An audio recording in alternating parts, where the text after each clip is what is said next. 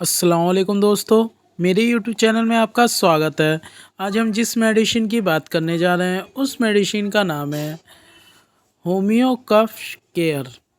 यह खांसी सिरप है। जिस व्यक्ति को बार बार खांसी हो, गले में कफ हो, गले में दर्द हो, उसके लिए यह मेडिसिन बहुत बढ़िया मेडिसिन है।